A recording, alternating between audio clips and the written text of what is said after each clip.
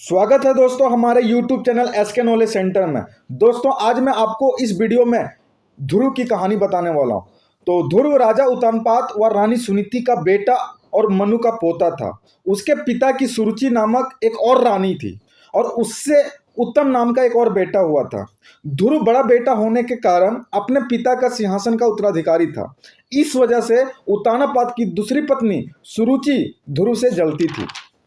एक दिन की बात है, उत्तम को अपने पिता की गोद में बैठा देखकर ध्रुव में भी यह कामना जागी कि वह पिता की गोद में बैठने ही जा रहा था। तभी उसकी सतोली माँ सुरुचि ने उसे गोद से नीचे खींच लिया और उसे डांटते हुए सुरुचि ने कहा कि केवल उत्तम ही उनके पिता के गोद में बैठ सकता है। ध्रुव को वहां से भगा दिया गया और राजा उत्तानपाद चुपचाप देखते रह गए। अत्यंत दुखी होकर ध्रुव अपनी माँ के पास गया और उससे पूछा कि माँ, मैंने क्या ऐसा गलती किया कि हमें पापा की गोद में नहीं बैठने दिया जाता है। तो माँ ने उन्हें सांत्वना देते हुए कहा कि उसके पिता की गोद में बैठने के बजाय उसे भगवान की गोद में बैठने की इच्छा रखनी चाहिए। वह ध्रुव को कहती है कि उसके पिता मरणशील हैं, उसके गोद में कुछ समय के लिए ही वो बैठ सकता है, लेकिन अगर भगवान के गोद में बैठेगा तो भगवान अमर हैं, उनके गोद में आप सदा के लिए बैठ सकते हैं। नन्हे ध्रुव ने अपनी माँ से पूछा कि वह भगवान को कैसे खोज सकता है। तो सुनीति ने उसे बताया कि भगवान विश्व में हर जगह उपस्थित है। अगर आप अपना पूरा ध्यान अगर उन पे केंद्रित किया जाए तो भगवान आपके पास आ जाएंगे।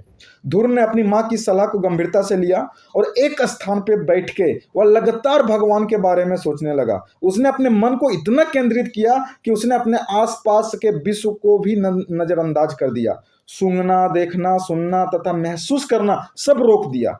उसने अपनी भूख और इच्छाओं को भी नियंत्रण में कर लिया और ध्रुव की एकाग्रता को देख के स्वयं भगवान विष्णु उसके सामने प्रकट हुए और पूछे कि बालक क्या चाहते हो। ध्रुव ने पूछा कि क्या आप वास्तव में भगवान हैं। विष्णु ने कहा जी हाँ। तो ध्रुव ने कहा कि विष्णु से कि क्या आप मेरे को गोद में बैठा सकते हैं, मैं नहीं चाहता कि कोई मुझे अपनी गोद से नीचे उतारे। भगवान विष्णु ने ध्रुव की इच्छा पूरी की।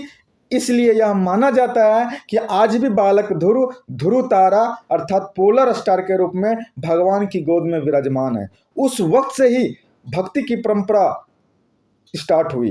1500 साल पहले भारत में ध्रुव की दृढ़ भक्ति न केवल भगवान को पृथ्वी पर लाया बल्कि ध्रुव को स्वर्ग तक उन्नत किया। इसलिए हमें भगवान को ध्यान करने और उनकी भक्ति करने से ही हमारी मनोकामना पूरी हो सकती है। दोस्तों उम्मीद करता हूँ ये वीडियो आपको बहुत अच्छी लगी होगी। अगर वीडियो अच्छी लगी हो तो आप वीडियो को ज़्यादा से ज़्यादा शेयर करें और लास्टली चैनल को सब्सक्राइब करें।